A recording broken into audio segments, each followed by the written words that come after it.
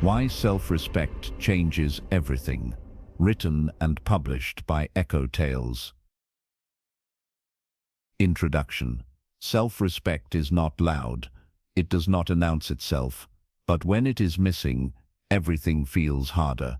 Most people believe their problems come from the outside, from other people, from circumstances, from bad luck. But the real issue is often internal. It is the standard you quietly accept for yourself. This book exists for one reason: to help you rebuild that standard. Self-respect is not arrogance. It is not ego. It is not inferiority. It is the ability to stand firm without apology. It is knowing what you will accept and what you will not. It is treating your time, energy, and values as something that matters. When self-respect is weak, boundaries collapse, decisions become unclear, confidence feels unstable. When self-respect is strong, everything changes. Your choices improve. Your relationships shift. Your inner voice becomes steady. This book will show you how that change happens. You will learn how self-respect is lost without notice. You will understand why people tolerate less than they deserve. You will discover how discipline, boundaries, and standards are all connected. Most importantly, you will learn how to rebuild self-respect, quietly, consistently, without needing approval. This is not a book about motivation. It is a book about alignment. It is about living in a way that feels solid from the inside, a way that no longer requires constant validation. Self-respect does not change one thing. It changes everything, and it starts with awareness. Let us begin. Chapter 1. The quiet power you forgot you had. There is a kind of power that does not draw attention. It does not speak loudly. It does not demand recognition. Most people overlook it because it feels ordinary, yet it shapes every choice you make. That power is self-respect, not the version people post about, not confidence, not bravado. This is quieter than that. It lives beneath your words and actions. It shows up in moments no one else sees. It appears when you decide whether to speak or stay silent, when you choose what to tolerate, when you decide how much of yourself to give away. Many people think they lost their power because life became difficult, because relationships failed, because opportunities slipped away. But that is not where it went. It faded slowly, through small decisions, through moments when you ignored your own discomfort. Self-respect is rarely taken from you. It is usually set down, one compromise at a time. Consider a simple example. You agree to something you do not want to do. You feel the resistance inside, but you say yes anyway. Nothing dramatic happens. The world keeps moving. Yet something subtle shifts. Your inner voice grows quieter. Your standards soften. That moment feels harmless, but repeated often enough, it becomes a pattern. This is how self-respect disappears, not through failure, through neglect. Most people never notice the exact moment it happens. They only notice the result. They feel tired without knowing why. They feel resentful without a clear reason. They feel disconnected from themselves. They assume this is just adulthood, or responsibility, or the cost of being kind. But it is not. It is the absence of self-respect. Self-respect is the agreement you make with yourself. It is the promise that your needs matter, that your values are not negotiable. When that agreement weakens, life becomes heavier. Decisions feel confusing. Boundaries feel uncomfortable. Confidence feels fragile. People often try to fix this by becoming more confident, by working harder, by pushing louder. But confidence without self-respect does not last. Confidence is external. It depends on results. It rises and falls. Self-respect is internal. It stays steady, even when outcomes change. This is why two people can face the same setback and respond differently. One collapses inward, the other remains grounded. The difference is not talent. It is not luck. It is self-respect. A person with self-respect does not panic when things go wrong. They do not beg for validation. They do not abandon their values under pressure. They adapt without self-betrayal. This power is quiet, but it is strong. You may remember a time when you had it, a time when you trusted yourself more, when you did not second-guess every decision. You did not become someone else to please others. You did not explain yourself endlessly. That version of you still exists.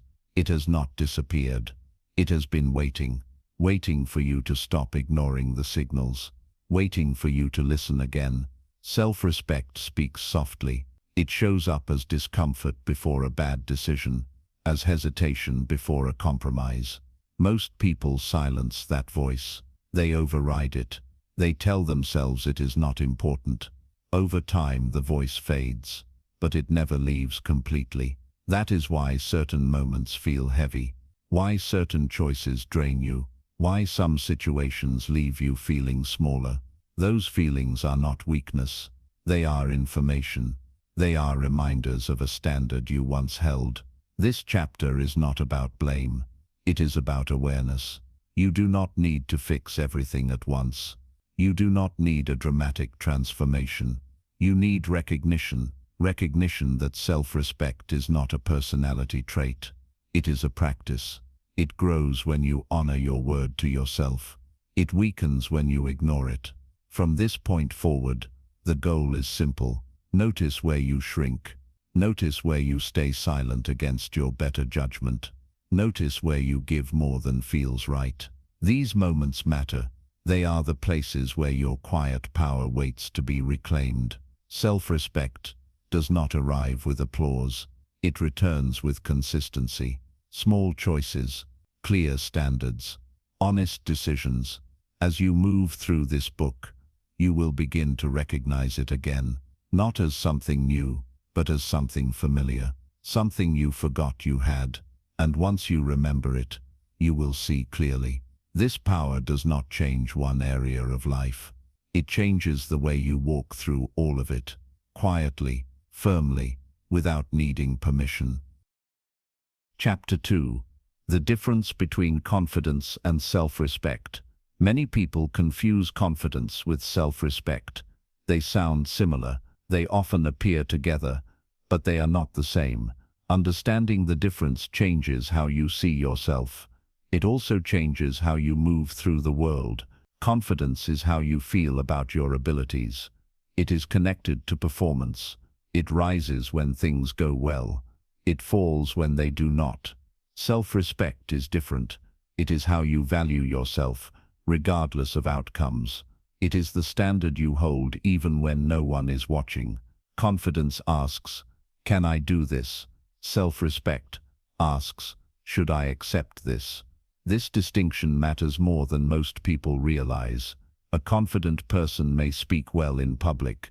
They may succeed at work. They may appear strong. But without self-respect, that same person can still tolerate disrespect. They can still overextend themselves.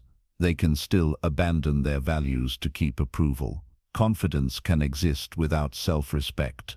This is why some of the most capable people feel empty. They achieve more but feel less grounded. Confidence depends on results. Self-respect depends on principles. Imagine a person who is very confident at their job. They perform well. They are praised often, but their workload keeps increasing. Their boundaries are ignored. They feel exhausted. A confident person might push harder. They might try to prove more. They might believe the answer is effort. A self-respecting person responds differently. They notice the imbalance. They speak up. They protect their limits. Not because they are fearless, but because they value themselves. This is where the confusion often begins. People think self-respect looks like confidence. They think it sounds assertive. They think it always feels strong. In reality, self-respect can feel uncomfortable at first. It may require difficult conversations. It may mean saying no when you want to be liked. Confidence seeks affirmation. Self-respect does not depend on it. This is why confidence alone is unstable. If your confidence comes from praise, criticism will shake you. If it comes from success, failure will break you. If it comes from comparison, someone else will always threaten it. Self-respect remains steady. A person with self-respect can feel nervous and still act with integrity. They can doubt themselves and still maintain boundaries. They can fail without losing their sense of worth. This is quiet strength. Think about moments when you felt confident, but later regretted your actions. You spoke boldly, but betrayed your values. You agreed quickly, but felt wrong afterward. That was confidence without self-respect. Now think about moments when you felt unsure but stood your ground anyway.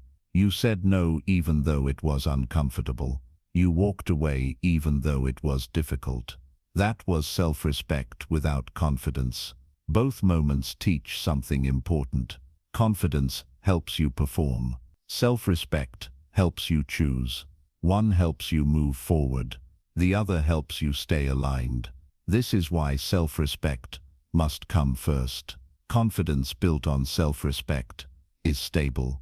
Confidence without it is fragile. When self-respect is present, confidence grows naturally, not from proving, but from trust. You trust yourself to act in your own best interest. You trust yourself to honor your values. You trust yourself to walk away when needed. This trust creates calm. People often chase confidence because they think it will fix their problems. They take courses.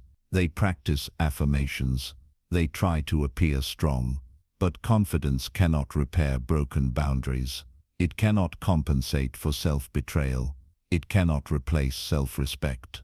Self-respect is the foundation. Without it, confidence becomes performance. With it, confidence becomes expression. Here is a simple way to recognize the difference in your own life. Notice how you react when someone disagrees with you. If your reaction is defensive, confidence is in control. If your reaction is calm, self-respect is present. Notice how you feel after saying yes.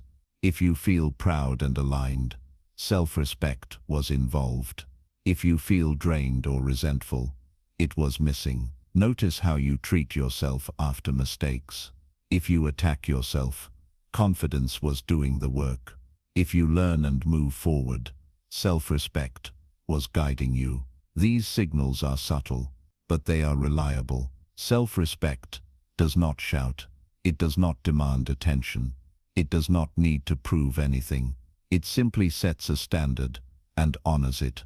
As you continue listening, remember this. Confidence is how you show up. Self-respect is why you show up. One can be borrowed from success. The other must be built from within. And once you understand the difference, you stop chasing approval. You stop performing strength. You start living from it, quietly, clearly, on your own terms. Chapter 3. How self-respect is slowly lost. Self-respect is rarely destroyed in one moment. It does not vanish during a single mistake. It fades quietly. Most people never notice it happening. They believe self-respect is lost through failure, through rejection, through being treated badly by others. But that is not how it usually works. Self-respect is lost through repetition, through patterns that feel small at the time, through choices that seem harmless. It begins with ignoring yourself. You feel discomfort. You sense something is wrong, but you push past it. You tell yourself, it is not important. You say you will deal with it later. You convince yourself this is maturity. One moment does not change you, but moments repeated do. Think of a time you agreed to something you did not want. You noticed the tension in your body. You felt the hesitation, yet you said yes. Nothing collapsed. No alarm sounded. Life moved on, but something shifted inside. Your inner voice spoke. You did not listen. That is where self-respect begins to weaken. Self-respect depends on trust. Trust between you and yourself. Each time you ignore your own signal, that trust erodes, not dramatically, gradually. You stop taking your own feelings seriously. You stop honoring your limits.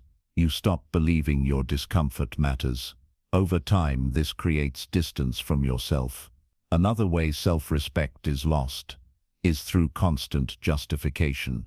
You explain why something is acceptable when it does not feel right. You defend behavior that hurts you. You minimize your own needs. You say things like, "It is not that bad," or "This is just how it is," or "I am being too sensitive." These phrases sound reasonable. They sound mature, but they train you to dismiss yourself. Self-respect weakens when you learn to tolerate what drains you. This often happens in relationships. You allow small disrespect because you want peace. You stay silent to avoid conflict. You accept less because you fear loss. At first it feels like compromise. Later, it feels like resentment. You begin to feel invisible, not because others ignore you, but because you ignore yourself. Another quiet cause is comparison. You measure your worth against others. You downplay your needs. You tell yourself, others deserve more. Comparison shifts your focus outward. Self-respect requires focus inward. When your value depends on how you rank, you lose stability. Someone will always seem ahead. Someone will always appear stronger. This creates constant pressure. Pressure leads to self-abandonment. You try to keep up. You overextend. You betray your own pace. Self-respect is also lost through broken promises to yourself. You say you will change something. You say you will speak up next time. You say you will take care of yourself. Then you do not. Once is human. Repeatedly is harmful. Each broken promise sends a message that your word to yourself is optional. Over time, you stop believing yourself. You stop trusting your intentions. You stop expecting follow-through. This weakens your inner foundation. People often blame circumstances for this loss. They blame work. They blame family. They blame responsibility. But responsibility does not destroy self-respect. Avoidance does. Avoiding honest conversations. Avoiding difficult choices. Avoiding personal boundaries. Another factor is seeking validation at the cost of integrity. You change yourself to be accepted. You hide parts of who you are. You perform instead of express. Approval feels good in the moment, but it comes with a cost. The cost is authenticity. Each time you silence yourself to be liked, you move further away from who you are. That distance creates emptiness. You may succeed. You may be praised, but you feel disconnected. This is not confidence. It is survival. Self-respect cannot survive where self-betrayal is constant. It is important to understand this. Self-respect is not lost because you are weak. It is lost because you adapted. You learned to cope. You learned to keep things smooth. You learned to endure. These skills helped you survive at one point, but they are not meant to define your life. The danger is not the initial compromise. It is the normalization of it. What once felt wrong begins to feel normal. What once felt heavy becomes familiar. This is how people wake up one day feeling disconnected. They cannot explain it. They just know something is missing. That something is not motivation. It is not passion. It is not confidence. It is self-respect. The good news is this: anything lost gradually can be rebuilt gradually. The awareness you are gaining right now matters. Noticing these patterns matters. Pay attention to moments when you feel drained after agreeing. Notice when you explain away discomfort. Notice when you feel smaller in certain situations. These are not flaws. They are signals. Self-respect does not disappear forever. It waits for recognition. In the next chapters you will learn how to stop the loss, how to reverse the pattern, how to rebuild trust with yourself. But it begins here, with honesty, with awareness, with the willingness to see where you stopped choosing yourself, not to judge, not to regret, but to remember who you were before you learned to disappear, quietly, gradually, and now intentionally. Chapter 4. Boundaries are not walls. When people hear the word boundaries, they often think of distance. They imagine separation. They imagine pushing others away. This misunderstanding causes many people to avoid boundaries altogether. They fear being seen as cold. They fear conflict. They fear losing connection. But boundaries are not walls. Walls shut people out. Boundaries create clarity. A wall says, stay away. A boundary says, this is where I stand. Healthy boundaries do not block relationships. They protect them. Without boundaries, relationships become unstable. Expectations blur. Resentment grows. Many people confuse kindness with self-sacrifice. They believe being good means always being available. They believe saying yes proves loyalty. Over time, this belief becomes exhausting. When you do not define your limits, others define them for you. Not always with bad intentions, often without realizing it. Boundaries are how you communicate your limits before resentment appears. They are not punishments. They are information. A boundary tells people how to engage with you. It sets the conditions for respect. Consider a simple example. A friend constantly calls late at night. You answer every time. You feel tired the next day. You say nothing. You tell yourself it is not worth mentioning. That silence becomes a message. It tells the other person this behavior is acceptable, not because they asked, but because you allowed it. A boundary would sound different. It would be calm. It would be clear. It might sound like, I cannot take calls late at night. No explanation. No apology. That is not a wall. It is clarity. Many people avoid boundaries because they fear reactions. They imagine anger. They imagine rejection. Sometimes those fears come true, but reactions reveal information. Someone who respects you will adjust. Someone who benefits from your lack of boundaries may resist. That resistance is not proof that you are wrong. It is proof that the boundary was needed. Boundaries often feel uncomfortable at first, not because they are harmful, but because they are new. If you are used to overgiving, boundaries feel like withdrawal. If you are used to silence, boundaries feel like confrontation. Discomfort does not mean danger. Boundaries require self-respect. They require you to believe your needs matter. They require you to value your energy. This is why boundaries strengthen self-respect. Each time you honor a limit, you reinforce trust with yourself. You tell yourself, I will protect you. Over time, this creates stability. Boundaries also reduce confusion. When expectations are clear, people know where they stand. There is less guessing, less tension. Relationships become more honest. Another important truth is this: boundaries do not need long explanations. Over-explaining often comes from guilt. It comes from trying to be understood by everyone. But clarity does not require justification. A simple statement is enough. I am not available for that. That does not work for me. I need time. These sentences are complete. You do not need permission to set limits. You need alignment. Boundaries also apply internally. You can set boundaries with yourself. You can choose not to overwork. You can choose not to engage in negative self-talk. You can choose to step away from habits that drain you. Internal boundaries are just as important. They define how you treat yourself. When you cross your own boundaries repeatedly, self-respect weakens. When you honor them, self-respect grows. It is important to understand this. Boundaries do not reduce love. They make love sustainable. They do not push people away. They attract healthier dynamics. People who respect boundaries respect people. People who reject boundaries often rely on access, not connection. This realization can be uncomfortable, but it is freeing. Boundaries reveal where mutual respect exists and where it does not. You do not need to become rigid. You do not need to become distant. You need to become clear. Clear about what drains you. Clear about what matters to you. Clear about what you will no longer tolerate. Boundaries are not walls. They are guidelines for connection.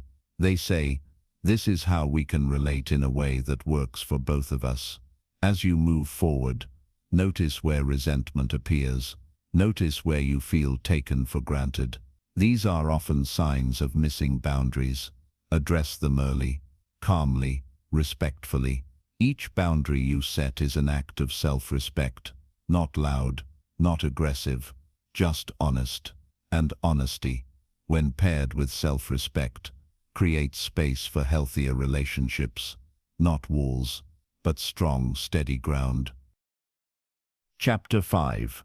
Why tolerating less teaches others how to treat you. Every relationship runs on signals, not the ones you speak, the ones you live.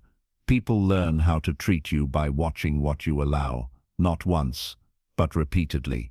This is uncomfortable to hear, yet it explains many patterns that feel confusing. Most people believe respect is something others give or take away. In reality, respect is something others respond to. They respond to your standards. When you tolerate less than you deserve, you send a quiet message. You may not intend to, but the message is received. It says this is acceptable, even when it hurts, even when it drains you. Tolerance shapes behavior. Consider a common situation. Someone interrupts you often. You pause. You let it go. It happens again. You stay quiet. Over time, the interruptions increase, not because the person is cruel, but because nothing stopped them. Silence becomes permission. This is how patterns form. People rarely wake up deciding to disrespect someone. They adjust based on feedback, and feedback is not always verbal. Your reactions teach. Your silence teaches. Your endurance teaches. Tolerating less does not make you patient. It makes you predictable, and predictability invites repetition. Many people tolerate poor treatment because they want peace. They want harmony. They want to avoid conflict. In the short term, tolerance feels easier. In the long term, it becomes expensive. It costs energy. It costs clarity. It costs self-respect. Resentment begins quietly. You start replaying conversations. You feel tension in small moments. You withdraw emotionally. The other person may not notice at first, but the connection weakens. Tolerance without boundaries does not preserve relationships. It erodes them. Another reason people tolerate less is fear of loss. Fear of losing a relationship. Fear of losing opportunity. Fear of being replaced. This fear encourages self-abandonment. You accept behavior that feels wrong. You lower your expectations. You tell yourself it is temporary, but the standard you accept becomes the standard you live with. People rise or fall to the level of what is allowed. This applies at work, at home, in friendships. If someone consistently arrives late and nothing changes, lateness becomes normal. If someone speaks harshly and it is ignored, harshness becomes acceptable. Behavior that is not addressed is reinforced. This does not mean you must confront everything. It means you must be honest with yourself. Ask a simple question. If this behavior continues unchanged, how will I feel in 1 year? That answer matters. Tolerance is often confused with strength. People say, I can handle it. They say, it does not bother me that much. But strength is not endurance without limits. Strength is clarity about limits. Self-respect asks for honesty, not toughness. Another important truth is this. People often test boundaries unconsciously. They push slightly. They observe the response. They adjust. This is human behavior. When you respond with clarity, respect stabilizes. When you respond with silence, pressure increases. This is why early signals matter. Small moments are easier to address. Ignored moments become habits. Habits become expectations. Expectations become resentment. It is not selfish to correct patterns early. It is responsible. Many people wait too long. They tolerate until they explode. Then they feel guilty for reacting strongly. But the explosion is not the problem. The silence before it is. Clear communication early prevents emotional damage later. Tolerating less also affects how you see yourself.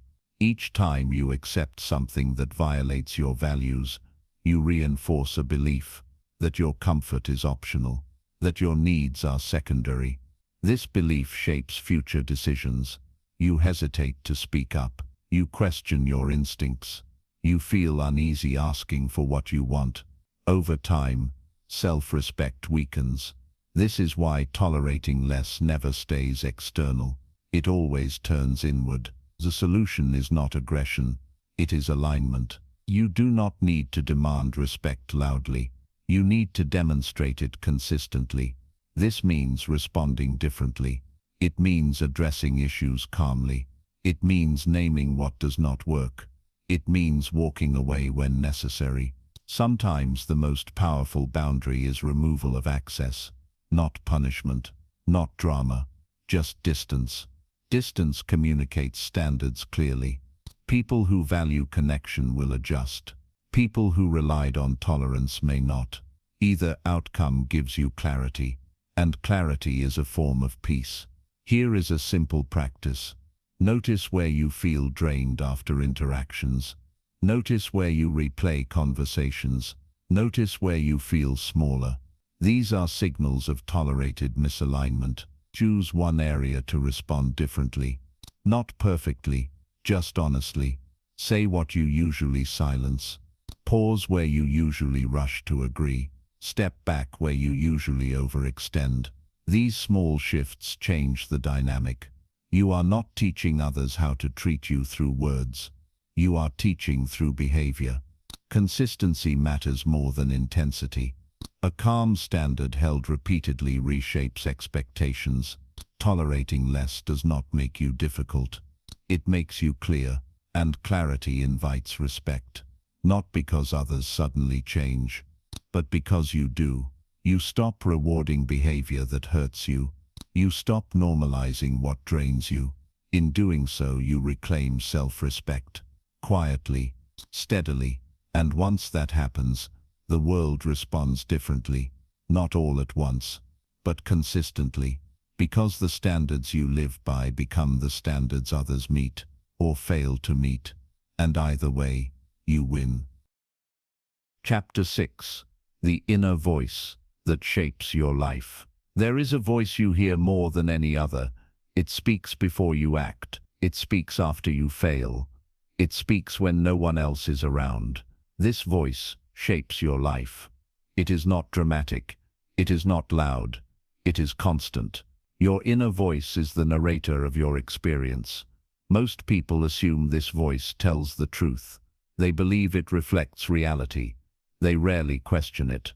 But the inner voice is learned. It is trained over time. It forms from repetition, from experiences, from what you were told, and what you told yourself. And once it forms, it guides behavior. If the voice is supportive, you move forward. If it is harsh, you hesitate. If it is dismissive, you shrink. This is why two people can face the same situation and respond differently. The difference is not intelligence. It is not courage. It is the voice inside their head. Many people live with an inner voice that is critical.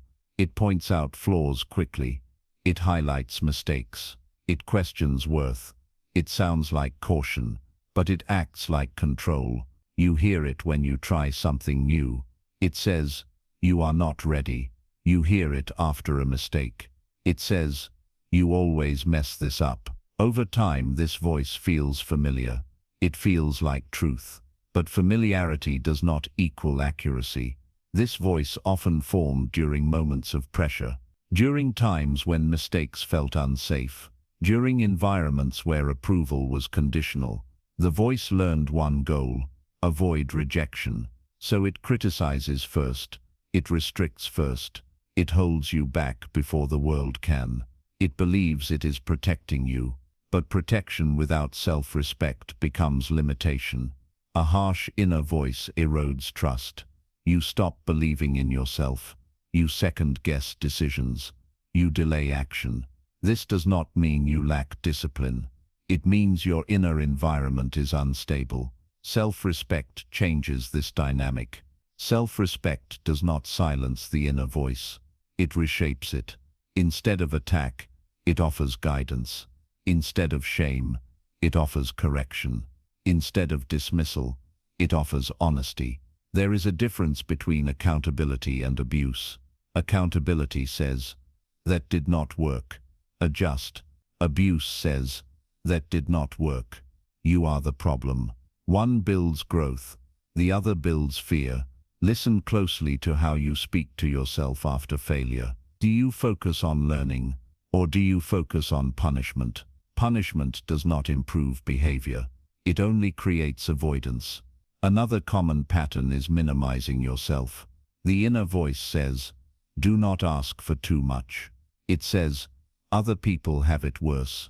It says, "Be grateful and stay quiet." Gratitude is healthy. Self-erasure is not. This voice teaches you to shrink your needs, to lower expectations, to avoid inconvenience. Over time you lose clarity. You no longer know what you want. You only know what feels safe. This is not humility. It is disconnection. The inner voice also shapes boundaries. If the voice tells you that conflict is dangerous, you avoid it. If it tells you that rest is lazy, you overwork. If it tells you that saying no is selfish, you overgive. Behavior follows belief, and belief is reinforced through self-talk.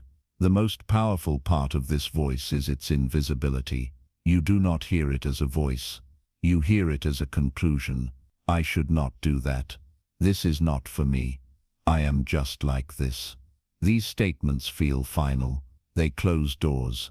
Self-respect invites you to pause, to ask one simple question. Is this voice helping me grow, or helping me hide? Growth often feels uncomfortable. Hiding feels safe, but limiting.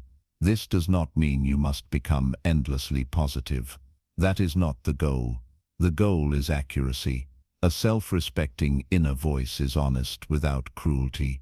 It acknowledges mistakes without identity damage. It encourages responsibility without shame. You can train this voice, not by fighting it, but by responding to it. When the voice says, "You cannot do this," pause. Ask, "Is that a fact or a fear?"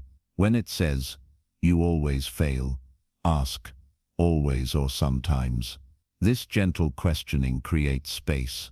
Space allows choice.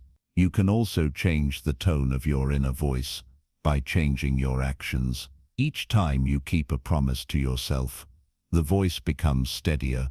Each time you honor a boundary, it becomes calmer. Each time you act in alignment, it becomes supportive. The voice learns from evidence. You do not need affirmations shouted daily. You need consistency. A self-respecting inner voice is built through behavior. Speak when it matters. Rest when you need to. Leave when something drains you. These actions send a message inward. I listen to you. I protect you. I take you seriously. Over time, the voice changes. It becomes less reactive, less defensive, more grounded. You stop arguing with yourself. You start trusting yourself. This trust affects everything. Decision-making becomes clearer. Regret decreases. Confidence stabilizes. Not because you became perfect, but because you became aligned. The inner voice will always exist, but it does not have to control you. It can guide you. It can support you. It can reflect self-respect instead of fear. As you continue through this book, pay attention to this voice. Not to judge it, but to understand it. It has been shaped by your past, but it does not have to dictate your future. When you change how you speak to yourself, you change how you live, quietly, consistently, from the inside out. Chapter 7. Saying no without guilt. For many people, saying no feels heavier than it should, not because the request is unreasonable, but because the guilt arrives instantly. The word no feels sharp. It feels final. It feels like rejection. So people soften it. They delay it. They avoid it. They say yes when they mean no, and then they carry the weight. Guilt is often mistaken for kindness, but guilt is not proof of care. It is proof of conditioning. Many people learned early that approval mattered, that being helpful meant being accepted, that refusal meant risk. So they learned to comply, even when it cost them. Saying no threatens that pattern. The guilt does not come from doing something wrong. It comes from breaking an old rule. That rule says, keep everyone comfortable, even if you are not. Self-respect challenges that rule. Self-respect says your time has value. Your energy is limited. Your needs matter. Saying no is not an act against others. It is an act toward yourself. This distinction is important. No does not mean you do not care. It means you are being honest. Honesty protects relationships better than resentment. Think of a time you said yes out of guilt. You showed up distracted. You felt impatient. You counted the minutes. That is not generosity. That is obligation. Over time, obligation turns into resentment. Resentment damages connection. Even if you never speak it aloud, people can feel it. It shows in tone.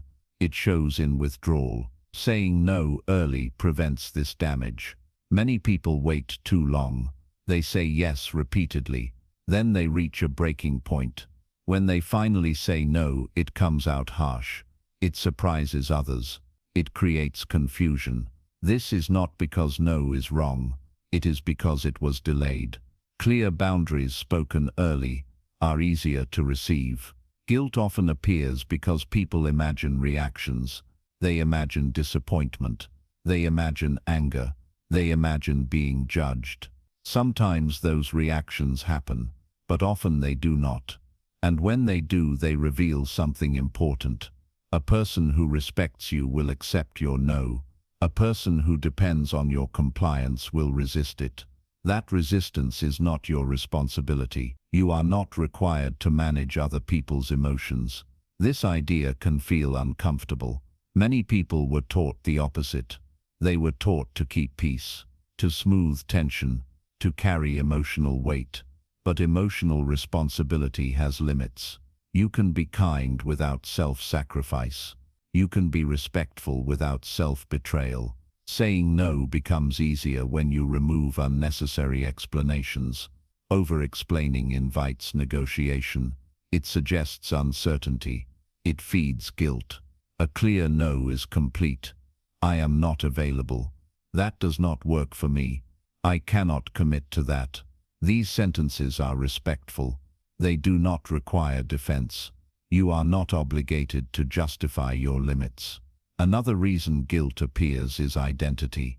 Some people see themselves as the reliable one, the helper, the problem solver.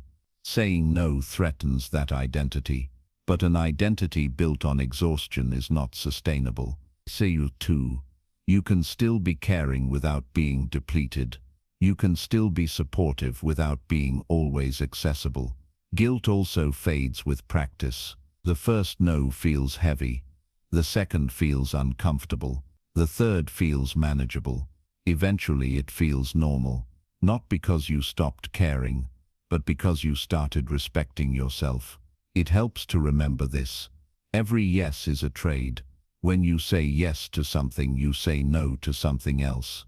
Often that something is rest, focus, or personal priorities. Choosing carefully is not selfish. It is intentional. A self-respecting no is calm. It is not aggressive. It is not defensive. It does not argue. It does not apologize excessively. It stands. You may notice people respond differently when your no is steady. There is less pushback, less debate. Clarity reduces pressure. Here is a simple practice. Before saying yes, pause. Ask yourself one question. If no one felt disappointed, what would I choose? That answer is often honest. You can also buy yourself time. Let me think about it. I will get back to you. These pauses protect you from automatic yes responses. They create space for alignment. Guilt does not disappear overnight, but it weakens as self-respect grows. Each time you say no and survive the moment, you learn something. The world does not collapse. Relationships adjust. You remain intact. Over time, you trust yourself more. And when you trust yourself, guilt loses its grip. Saying no without guilt is not about becoming cold. It is about becoming clear. Clear about what you cannot. Clarity is kind. It prevents resentment. It preserves energy. It protects self-respect. And once you learn this, no becomes less of a barrier. It becomes a boundary. Not harsh, not selfish, just honest. And honesty spoken calmly is one of the strongest forms of self-respect you can practice. Chapter 8. Self-respect in relationships. Relationships reveal self-respect quickly, not through words, through patterns, how you show up, what you tolerate, what you avoid. Every relationship reflects the standards you live by. Many people believe love requires sacrifice. They believe closeness means compromise without limits. They believe keeping a relationship means keeping quiet. This belief causes confusion. Love does involve care. It involves effort, but it does not require self-erasure. Self-respect and connection are not opposites. They depend on each other. Without self-respect, relationships become unstable. One person gives more. The other adjusts to receiving it. Over time, imbalance forms. Imbalance creates resentment. Resentment weakens trust. Trust is the foundation of connection. This is how relationships quietly deteriorate. Often the problem is not the other person. It is the absence of clear standards. When you do not respect your own limits, others do not know where they are. They guess, they push, they adjust. This does not always come from bad intent. People adapt to what is allowed. Consider a common dynamic. You avoid difficult conversations. You let things slide. You tell yourself it is not worth the tension. At first this feels peaceful. Later, it feels heavy. You begin to withdraw emotionally. You stop sharing honestly. You feel unseen. The relationship still exists, but the connection fades. This is not because you cared too much. It is because you did not care clearly. Self-respect brings clarity into relationships. It allows you to say what matters. It allows you to express needs without apology. It allows you to stand firm without hostility. This does not guarantee agreement, but it creates honesty. Honesty builds respect. Another challenge appears when people confuse attachment with connection. Attachment says, I need you to stay. Connection says, I choose to be here. Self-respect supports choice. When you fear loss more than misalignment, you tolerate too much. You adjust yourself to fit. You shrink to avoid risk. This creates dependence, not intimacy. True intimacy requires two whole people, not one person carrying the relationship. Self-respect also shapes communication. Without it, conversations become indirect. You hint instead of speak. You hope instead of ask. This leads to misunderstanding. With self-respect, communication becomes clearer. You say what you feel. You say what you need. You listen without abandoning yourself. This balance is powerful. Many people worry that self-respect will push others away. Sometimes it does, but it does not push away healthy connection. It exposes unhealthy dynamics. Someone who respects you will not feel threatened by your clarity. They may need time to adjust, but they will engage. Someone who benefits from your silence may resist. They may minimize your needs. They may call you difficult. This reaction is information.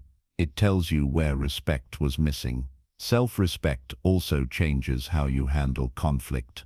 Without it, conflict feels dangerous. You avoid it. You smooth things over quickly. With it, conflict becomes informative. You stay present. You stay honest. You stay grounded. You do not attack. You do not retreat. You address the issue and protect the relationship at the same time. This requires practice. It requires staying connected to yourself while staying engaged with another person. Another important area is expectations. Many people expect others to notice their needs. They expect understanding without communication. They expect effort without clarity. These expectations often lead to disappointment. Self-respect encourages directness. It invites you to express what matters before resentment builds. It invites shared responsibility. Relationships improve when expectations are visible. Self-respect also affects who you choose. When self-respect is low, you chase validation. You accept inconsistency. You overlook red flags. When self-respect grows, your choices shift. You are drawn to consistency. You value effort. You notice behavior more than words. This does not mean perfection. It means alignment. Aligned relationships feel calmer. They feel safer. They feel mutual. Another shift happens internally. You stop blaming others for how you feel. You start noticing where you abandon yourself. This is not self-criticism. It is self-awareness. Awareness restores power. You realize that you can influence the dynamic by changing your responses, by setting boundaries, by speaking earlier. Small changes create large shifts. You do not need to control others. You need to control your participation. Self-respect allows you to stay open without being exposed, to love without losing yourself, to care without carrying everything. This balance is not always easy, but it is necessary. Relationships thrive on mutual respect, not endurance, not silence. As you move forward, notice how you feel after interactions, energized or drained, clear or confused, valued or overlooked. These feelings are not random. They reflect alignment or the lack of it. Self-respect does not guarantee perfect relationships. It guarantees honest ones, and honesty creates the possibility for growth. Some relationships will deepen, some will change, some will end. All outcomes serve clarity. When self-respect is present, you stop chasing connection at the cost of yourself. You become someone who can love freely, because you are not afraid to lose yourself in the process. You know where you stand, and when you know where you stand, relationships stop being a place where you disappear. They become a place where you are fully seen, by others, and by yourself. Chapter 9. Discipline is a form of self-respect.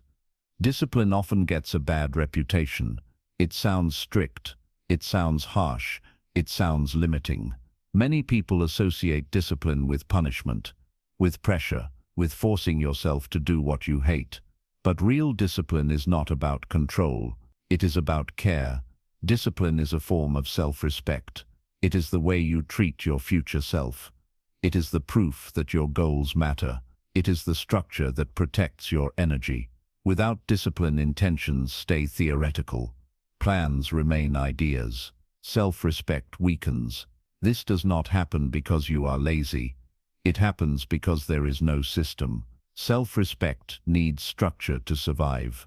Think about discipline as a promise you make to yourself. When you keep that promise, trust grows. When you break it repeatedly, trust fades. This trust matters more than motivation. Motivation comes and goes. Discipline stays. A disciplined person does not always feel inspired. They feel committed. Commitment creates stability. Many people wait to feel ready before they act. They wait for confidence. They wait for the perfect mood. But self-respect does not wait for feelings. It responds to values. If something matters, action follows. Even when it feels inconvenient, consider a simple habit. You say you will wake up earlier. You set an alarm. You turn it off and go back to sleep. One time feels harmless. Repeated times create a message. The message is not about sleep. It is about reliability. Your mind learns whether your word matters. Each broken promise weakens authority over yourself. Discipline restores that authority, not through force, through consistency. Another misconception is that discipline requires intensity. It does not. It requires clarity, clear priorities, clear standards, clear boundaries. Discipline is not doing everything. It is doing what matters. When self-respect is present, discipline becomes simpler. You stop negotiating with habits that drain you. You stop justifying choices that delay growth. You stop making excuses that protect comfort. This does not mean becoming rigid. It means becoming intentional. Intentional discipline creates freedom. When routines are stable, decision fatigue decreases. When habits are aligned, guilt decreases. When progress is steady, confidence increases. This is why discipline supports mental calm. A lack of discipline creates chaos, unfinished tasks, broken routines, constant catch-up. Chaos erodes self-respect, not because life is busy, but because nothing feels grounded. Discipline brings order. Order creates trust. Another key element is self-compassion. Discipline without compassion becomes punishment. Discipline with compassion becomes sustainability. Missing a day does not ruin progress. Quitting does. Self-respect allows adjustment without abandonment. You correct course. You do not attack yourself. This is an important distinction. Harsh discipline breaks people. Respectful discipline builds them. Ask yourself how you approach structure. Do you use guilt? Or do you use clarity? Do you demand perfection? Or do you value consistency? Consistency is the goal. Self-respect also influences what you discipline yourself around. You do not discipline yourself to impress others. You discipline yourself to support your values. This might look different for each person. It might mean limiting screen time. It might mean regular movement. It might mean focused work hours. The specific habit matters less than the intention behind it. The intention is alignment. Another sign of self-respecting discipline is restraint. Knowing when to stop. Knowing when to rest. Knowing when to step back. Rest is not a lack of discipline. It is part of it. Ignoring rest leads to burnout. Burnout destroys consistency. A disciplined life includes recovery. Self-respect recognizes limits. It does not shame them. As discipline strengthens, self-talk changes. You stop promising what you cannot sustain. You start choosing what you can maintain. This honesty builds momentum. Momentum builds confidence. Confidence grounded in discipline is stable. It does not depend on mood. It depends on action. Here is a simple practice. Choose one small habit that supports your values. Make it realistic. Make it repeatable. Commit to it daily, not perfectly, consistently. Notice how your self-trust changes. More capable, more steady. This is not because the habit is magical. It is because you are honoring your word. Discipline is not about becoming someone else. It is about becoming reliable to yourself. When you respect your own commitments, your self-image shifts. You see yourself as someone who follows through, someone who can be trusted, someone who takes their life seriously. This is quiet power. It does not need attention. It does not need praise. It shows up in how you live. Discipline is not restriction. It is support. It supports your goals. It supports your mental health. It supports your self-respect. And when self-respect is present, discipline stops feeling heavy. It feels natural, because you are no longer forcing yourself forward. You are simply living in alignment with who you decided to be. Chapter 10. Walking away when necessary.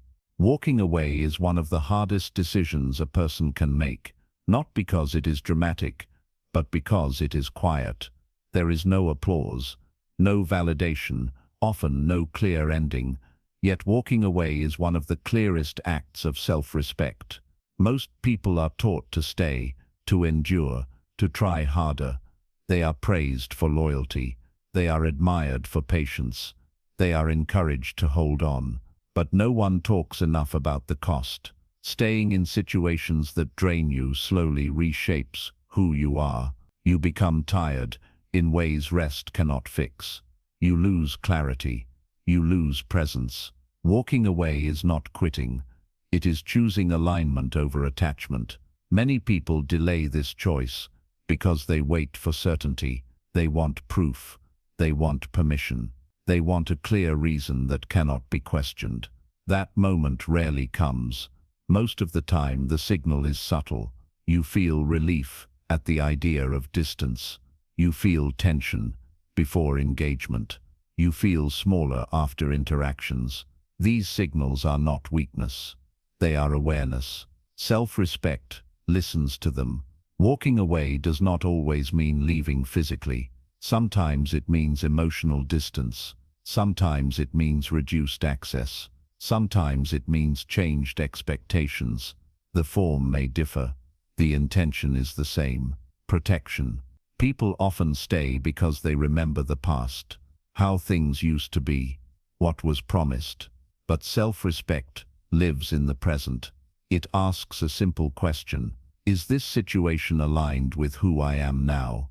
Not who you were, not who you hope someone else will become, who you are now. Another reason people avoid walking away is fear of regret. They fear they will look back and wonder if they gave up too soon. They fear being blamed. They fear being misunderstood. But regret also comes from staying too long, from knowing you ignored yourself, from knowing you abandoned your standards. That regret is quieter, but it lasts longer. Walking away requires honesty. Honesty about patterns, not isolated moments. One mistake can be repaired. A pattern reveals truth. If something hurts repeatedly, if boundaries are ignored repeatedly, if effort is one-sided repeatedly, that is not a phase. That is information. Self-respect responds to information. Another common trap is potential. People stay because they see what could be. They invest in what might happen. They wait for change. Hope can be powerful, but hope without evidence becomes self-betrayal. Change requires effort from all sides, not intention alone. Walking away does not mean you failed. It means you noticed.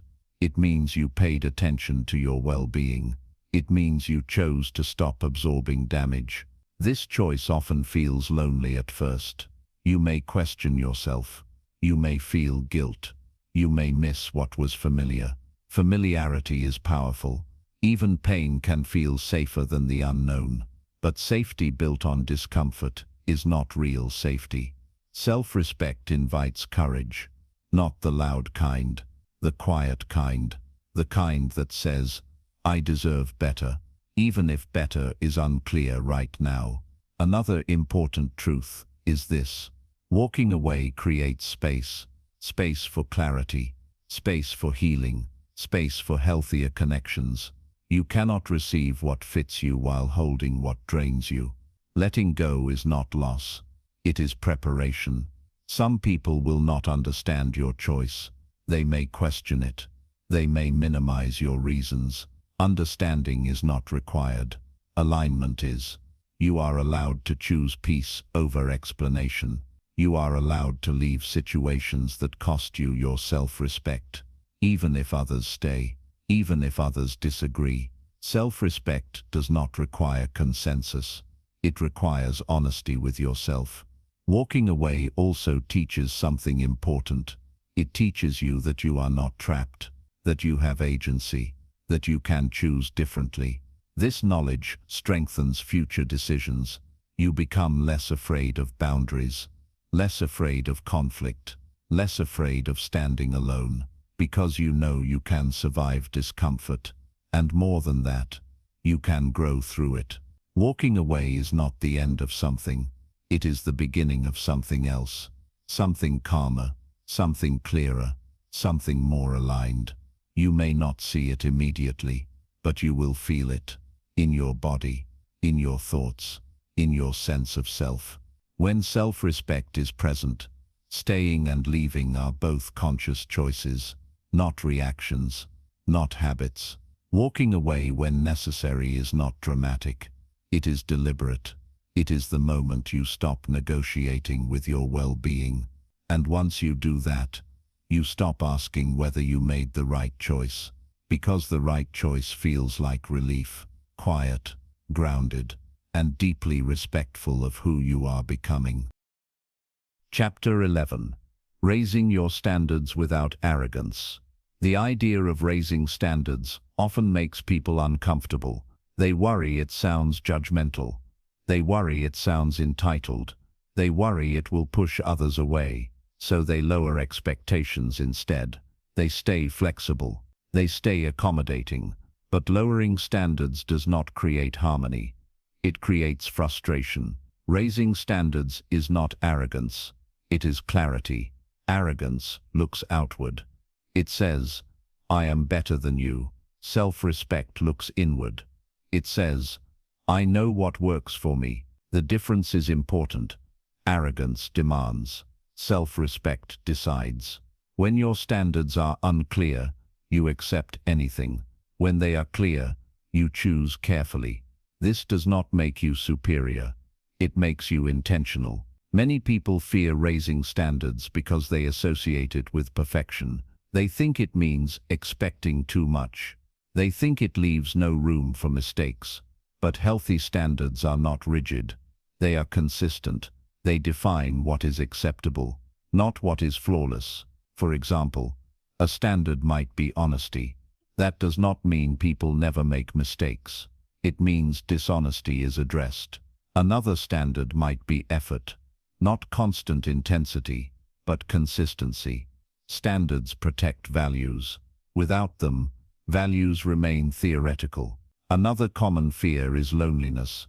People worry that if they raise standards, fewer people will qualify, that they will be alone. This fear keeps many people in misaligned situations. But quantity does not equal quality. One aligned connection brings more peace than many draining ones.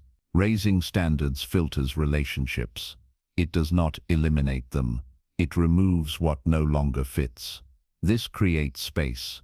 Another misunderstanding is that standards must be announced. They do not. You do not need to explain your standards to everyone. You live them. You respond differently. You engage differently. You stay or leave based on alignment. People notice behavior before they hear explanations. Consistency communicates standards more clearly than words. Raising standards also requires honesty with yourself. You cannot expect from others what you do not practice. You cannot demand respect.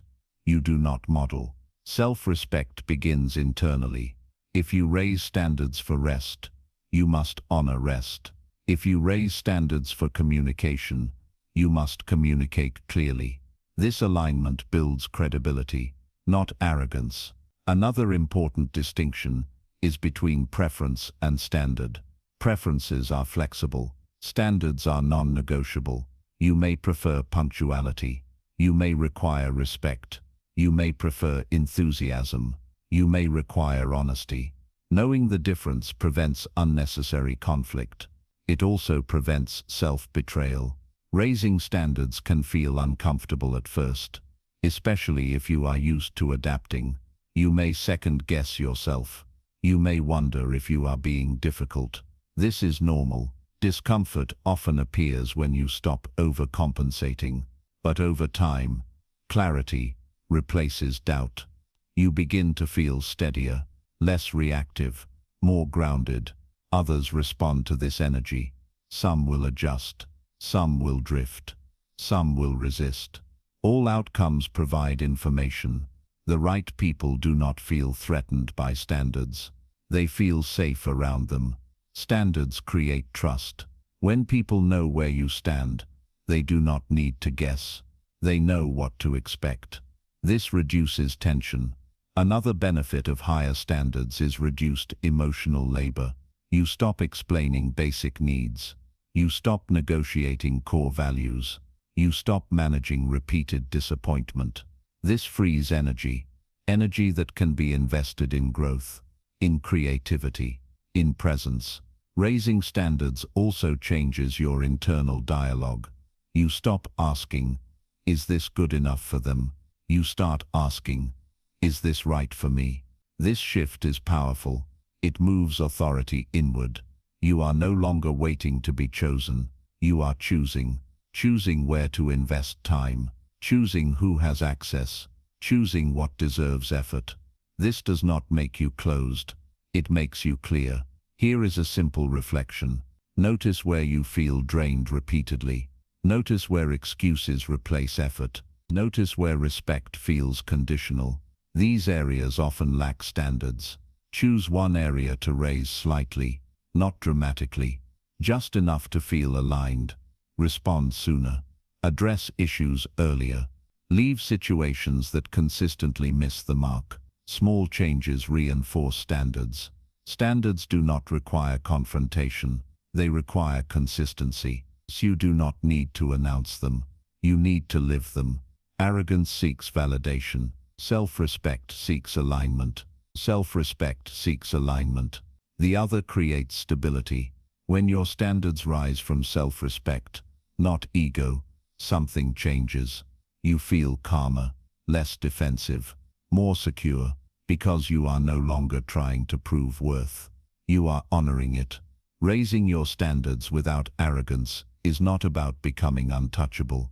It is about becoming intentional. It is about choosing environments, relationships, and habits that reflect who you are becoming.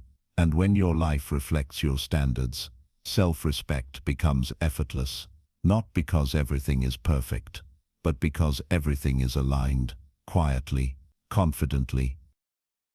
Chapter 12. Living in alignment with your values. There is a specific kind of discomfort that does not come from stress. It comes from misalignment. You may be doing well on the surface. You may appear stable, yet something feels off. That feeling is not confusion. It is information. It is the signal that your actions and values are no longer aligned. Values are not ideas you admire. They are principles you live by. They show up in choices, in habits, in what you tolerate. Many people say they value honesty, yet they avoid difficult conversations. They say they value peace, yet they overcommit and rush constantly. The gap between values and behavior creates tension. This tension shows up as anxiety, as frustration, as a constant sense of being unsettled. Alignment removes that tension. Living in alignment means your actions match what matters to you, not perfectly, but consistently. This consistency creates inner calm. Many people struggle to name their values clearly. They borrow them from family, from culture, from expectation. They adopt goals without checking fit. This leads to living someone else's priorities. Self-respect requires clarity. Clarity begins with asking honest questions. What matters to me now? Not what used to matter. Not what should matter. Values change as you grow. What supported you before may not support you now. Recognizing this is not failure. It is maturity. Misalignment often happens gradually. You say yes to things that look good on paper. You ignore fatigue. You delay reflection. Over time, life fills with obligation. Obligation crowds out intention. You become busy but disconnected. Alignment requires slowing down, not to stop living, to listen. Listening reveals patterns. Notice what energizes you. Notice what drains you. Notice where resentment appears. Resentment is a strong indicator of misalignment. It points to values being ignored. Another signal is procrastination. Often, procrastination is not laziness. It is resistance. You resist tasks that do not align with your values. Your energy withdraws. Alignment restores flow. When actions match values, effort feels lighter, not easy, but meaningful. This meaning sustains motivation. Living in alignment also affects decision-making. Decisions become simpler. You no longer ask, will this impress others? You ask, does this support what matters to me? This question filters options quickly. Alignment reduces overthinking because your criteria are clear. Another important aspect is integrity. Integrity is not perfection. It is follow-through. It is doing what you said matters. Each time you act in alignment, self-trust increases. Each time you ignore it, trust weakens. Self-respect grows through integrity. This is why alignment feels grounding. You are no longer split internally. Your inner voice becomes quieter, not because problems disappear, but because decisions are honest. Living in alignment may require change. You may need to adjust routines. You may need to renegotiate relationships. You may need to release roles that no longer fit. Change can feel destabilizing, but staying misaligned is more costly. It costs energy. It costs clarity. It costs self-respect. Alignment does not mean cutting everything away. It means refining, keeping what supports your values, releasing what does not. You can start small. Choose one value that matters most right now. It might be peace. It might be growth. It might be honesty. Ask how your daily actions support it, not in theory, in practice. If you value peace, where do you rush unnecessarily? If you value growth, where do you avoid discomfort? If you value honesty, where do you stay silent? These questions reveal misalignment. Do not judge the answers. Use them. Alignment is not achieved once. It is maintained. Life changes. Values evolve. Alignment requires regular check-ins. This flexibility is strength. People often fear that living in alignment will limit options. In reality, it creates freedom. You stop chasing what does not fit. You stop forcing yourself into roles. You stop negotiating with your own discomfort. Freedom comes from coherence, from being one person inside and out. When your values guide your actions, life feels simpler, not because it lacks challenge, but because it lacks contradiction. You move with direction. You act with intention. You rest without guilt. Self-respect thrives in alignment, because you are no longer asking yourself to live against what you believe. You are no longer betraying your own standards. You are honoring them, quietly, consistently. And when you live this way, something changes. You trust yourself. You stand more firmly. You respond rather than react, not because life is perfect, but because you are aligned with it. And alignment is one of the strongest forms of self-respect you can practice. Chapter 13. Self-respect as a daily practice. Self-respect is not built in a single decision. It is built in repetition. Many people wait for a defining moment, a breakthrough, a turning point. But self-respect grows in ordinary days. It grows through daily choices, through small actions that often go unnoticed. This is why self-respect feels quiet. It does not announce itself. It accumulates. A daily practice does not need intensity. It needs consistency. Self-respect is strengthened every time you choose alignment over convenience. Consider how your day begins. Do you rush immediately? Do you check demands before checking yourself? Do you start in reaction mode? These patterns set the tone. A self-respecting day begins with intention. That intention does not require long routines. It requires awareness. Ask yourself one simple question. What do I need today to function well? Not what you want ideally, what you need realistically. This question grounds you. Self-respect also appears in how you manage energy. Energy is not unlimited, yet many people spend it as if it is. They agree to too much. They ignore fatigue. They push without pause. Over time, exhaustion becomes normal. A daily practice of self-respect includes restraint, stopping before depletion, resting before burnout. Rest is not earned, it is necessary. Another daily practice is honoring small promises. You promise to drink more water, to take a walk, to pause before reacting. These promises may seem insignificant. They are not. Each kept promise builds trust. Each broken promise weakens it. Trust with yourself is the foundation of self-respect. You do not need to overhaul your life. You need to follow through on what you commit to. Self-respect also shows up in how you speak, not only to others, but to yourself. Daily self-talk shapes mood and behavior. Notice when your inner voice becomes harsh. Notice when it dismisses your effort. You do not need to correct every thought. You need to notice patterns. Awareness softens judgment. Another daily practice is responding rather than reacting. Reaction is automatic. Response is intentional.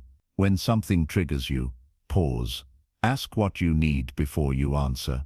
Ask what outcome you want. This pause protects your standards. It keeps you from acting against yourself. Self-respect also includes how you end the day. Many people end their day replaying mistakes. They focus on what went wrong. This trains the mind to look for failure. A self-respecting reflection is different. It asks, what did I handle well today? Even if the day was difficult. This is not denial, it is balance. Acknowledging effort builds resilience. Another important daily practice is saying no in small ways. You do not need dramatic boundaries every day. You need honest ones. Choosing not to engage in draining conversations. Choosing not to scroll endlessly. Choosing not to over-explain. These small no choices protect mental space. Self-respect is also practiced through environment. Your surroundings influence behavior. Clutter drains focus. Noise drains clarity. Chaos drains calm. You do not need perfection. You need enough order to breathe. Small adjustments matter. Clear a space. Silence notifications. Create pockets of quiet. These choices signal care. Daily self-respect also involves forgiveness. You will fall short. You will miss habits. You will make mistakes. Self-respect does not punish these moments. It learns from them. It says, adjust and continue, not quit or criticize. This mindset keeps momentum alive. Many people abandon self-respect because they expect perfection. Perfection is not sustainable. Practice is. Practice allows room for growth. As days pass, something shifts. You feel steadier, less reactive, more grounded. Not because life becomes easier, but because you become more reliable to yourself. This reliability changes your identity. You stop seeing yourself as someone who tries. You see yourself as someone who follows through. This identity reinforces self-respect. The goal is not control, it is coherence. Your actions begin to match your values. Your words match your boundaries. Your habits support your well-being. This alignment compounds. Self-respect becomes natural, not forced, not performative. It becomes how you live. If you remember one thing from this chapter, remember this. Self-respect is not a destination. It is a relationship. A relationship you build with yourself daily, through honesty, through consistency, through care. Small choices, repeated often. This is how self-respect stops being an idea and becomes a way of life. Quiet, steady, unshakable. Chapter 14. The life that changes after self-respect. The change does not arrive loudly. There is no single moment where everything shifts at once. There is no announcement. Life changes quietly after self-respect takes root. At first, it feels subtle. You pause more often. You respond instead of react. You notice what no longer feels right. These moments seem small, but they mark a turning point, because you are no longer ignoring yourself. As self-respect strengthens, your inner world stabilizes. The constant tension eases, the mental noise softens, decisions feel less heavy, not because choices disappear, but because clarity increases. You trust your judgment more. This trust changes how you move through daily life. You stop explaining yourself unnecessarily. You stop chasing validation. You stop second-guessing every choice. There is a calm certainty in your actions. This calm does not come from confidence alone. It comes from alignment. Your relationships change first, not dramatically, gradually. You speak more directly. You listen more honestly. You tolerate less confusion. Some relationships deepen. They feel lighter, more mutual. Others feel strained, not because you became difficult, but because the old dynamic no longer works. This can feel uncomfortable, but clarity always precedes stability. Self-respect filters connection. It keeps what is healthy. It releases what is not. Your work life also shifts. You manage energy differently. You set clearer limits. You focus on what matters. You no longer equate worth with overwork. You stop proving value through exhaustion. This creates sustainable performance.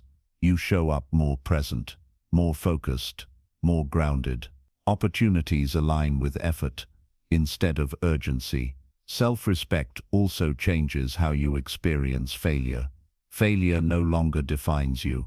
It informs you. You learn without self-attack. You adjust without shame. You continue without collapse. This resilience is quiet, but powerful. You recover faster. You move forward sooner. Your self-talk changes as well.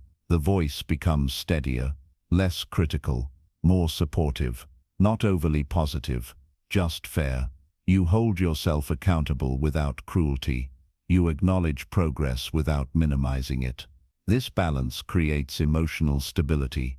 Another change appears in how you handle conflict. You do not avoid it. You do not escalate it. You engage with clarity. You say what matters. You listen without losing yourself. You walk away when alignment is not possible. Conflict becomes information, not a threat. Self-respect also reshapes time. You become more selective, more intentional. You spend time on what nourishes you. You reduce time spent on what drains you. This creates space. Space for rest. Space for growth. Space for creativity. Life feels less crowded, not because you do less, but because you do what matters. You may notice a shift in how others respond to you. There is less testing, less pressure, less manipulation, not because people change overnight, but because your standards are consistent. Consistency communicates boundaries clearly. Some people rise to meet them, some drift away. Both outcomes bring relief. Self-respect also changes how you see yourself. You stop identifying with struggle. You stop wearing endurance as an identity. You see yourself as someone capable, reliable, grounded. This self-image influences future choices. You take risks with clarity. You say no without guilt. You pursue growth without self-betrayal. The life that follows self-respect is not perfect. Challenges still exist. Loss still happens. Uncertainty remains. But you face these experiences differently. You face them without abandoning yourself. This is the real change. Not a new life, a new way of living. You become someone who listens to their limits, who honors their values, who protects their energy. This creates a sense of safety within. And when you feel safe inside, the world feels less overwhelming. Self-respect does not make life easier. It makes it clearer. Clear choices, clear relationships, clear priorities. Clear priority is peace. As you reach this stage, you may look back. You may see where you tolerated too much, where you stayed silent, where you ignored yourself. Do not judge those moments. They were part of the path. What matters now is where you stand. You are no longer waiting for permission. You are no longer negotiating your worth. You are living from self-respect, quietly, confidently, And from this place, everything that follows is built on solid ground. Conclusion. The standard you live by. Self-respect does not arrive as a reward. It arrives as a decision. A decision you make quietly, often when no one is watching. Throughout this book, one truth has repeated itself. Self-respect is not something you demand from the world. It is something you demonstrate to yourself. Every chapter has pointed back to this idea, the way you speak to yourself, the boundaries you hold, the standards you live by, the choices you make when comfort and alignment compete. None of these moments are dramatic on their own, but together they shape a life. Many people spend years trying to fix the surface of their lives. They chase confidence, they chase approval, they chase motivation. But surface changes do not last without a strong foundation. Self-respect is that foundation. When self-respect is missing, life feels unstable. You question yourself often. You tolerate what drains you. You wait for permission to be yourself. When self-respect is present, something settles. You may still feel fear. You may still feel uncertainty, but you are no longer at war with yourself. That internal peace is powerful. It allows you to move forward without forcing, to say no without guilt, to walk away without regret. It allows you to choose growth without self-betrayal. This book was not written to make you harder, or colder, or distant. It was written to make you clearer, clear about who you are, clear about what matters, clear about what you will no longer accept. Clarity is kindness to yourself and to others. Self-respect does not require perfection. It requires honesty. Honesty about your limits. Honesty about your values. Honesty about what feels wrong. Each honest moment strengthens trust with yourself. That trust changes how you live. You stop over-explaining. You stop proving. You stop performing for acceptance. You begin acting from alignment. This alignment does not make life easy, but it makes it meaningful. You may lose some things along the way. Some relationships may change. Some roles may fall away. This is not failure. It is refinement. You are shedding what no longer fits the person you are becoming, and what remains will feel lighter, more mutual, more real. If there is one thing to remember as you close this book, remember this. Self-respect is not a personality trait. It is a practice, a daily one. It is practiced when you pause before saying yes, when you listen to discomfort, when you choose rest over depletion, when you speak honestly instead of staying silent. These moments matter. They are the quiet places where your life takes shape. You do not need to change everything at once. You only need to stop abandoning yourself. Choose one area where you will be more honest, one boundary you will hold, one promise you will keep. Let that be enough for today. Self-respect grows through consistency, not intensity. As you move forward, there will be moments of doubt, moments where old habits return, moments where choosing yourself feels uncomfortable. That is normal. Growth often feels unfamiliar before it feels right. When those moments appear, return to the standard you are building. Ask yourself one simple question. What choice honors me right now? That question will guide you, not loudly, not dramatically, but reliably. The life that changes after self-respect is not a different life. It is the same life, lived from a stronger place, a place of clarity, a place of steadiness, a place of self-trust. You do not need permission to live this way. You do not need validation. You only need commitment. Commitment to treat yourself as someone worth protecting, worth listening to, worth respecting. That commitment changes everything, quietly, permanently, and from here on, the standard you live by is no longer negotiable. It is yours.